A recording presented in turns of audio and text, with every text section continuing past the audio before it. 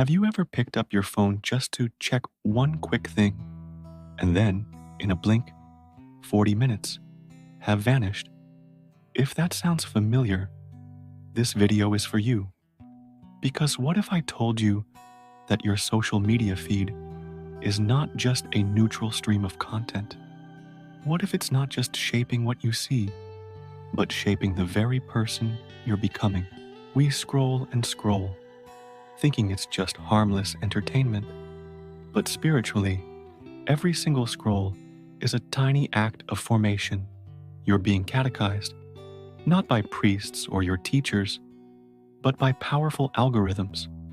And we have to ask ourselves, into what? What are these algorithms forming us into? Studies show that the average person touches their phone over 2,500 times a day. Think about that. We've built these habits of constant stimulation, where we're never alone, never still, and never, ever silent. And yet, have we ever been more anxious, more distracted, and more spiritually numb? This restlessness isn't a new problem. The ancient church fathers had a name for it, acedia. They described it as the sickness of the soul that simply cannot be still. They warned that when silence becomes unbearable, it's a critical sign that your soul is starving for something more.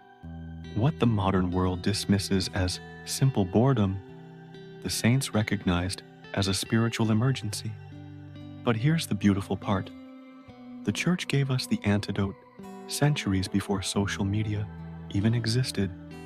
That antidote is built on 3 pillars: silence, fasting, and detachment.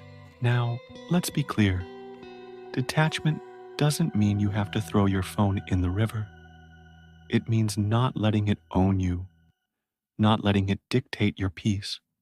Fasting doesn't mean you have to delete all your apps tomorrow.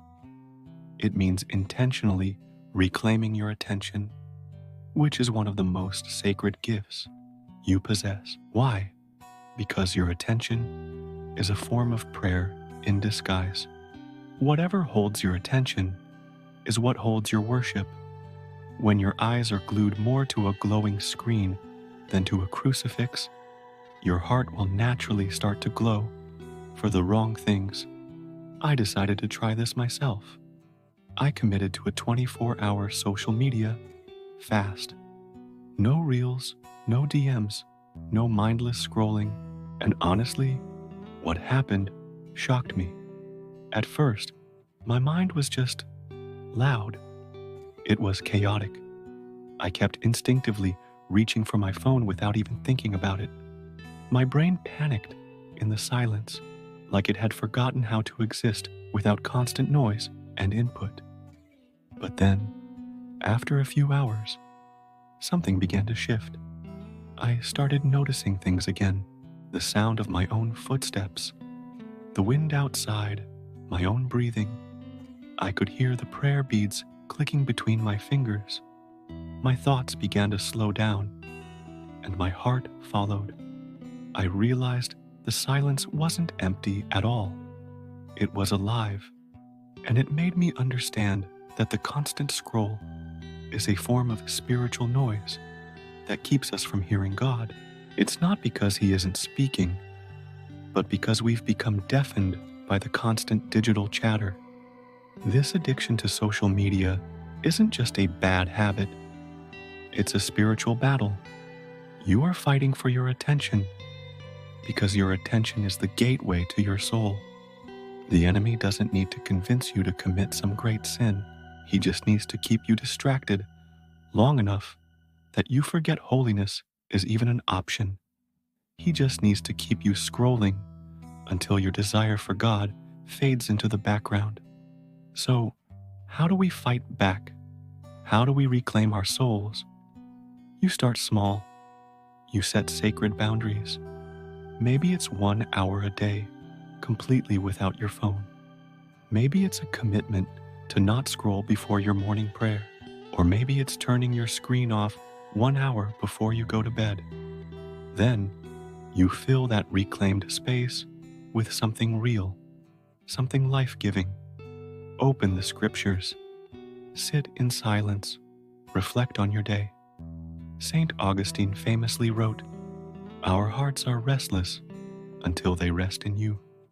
Notice he didn't say, until they're entertained, or until they've seen the latest viral video.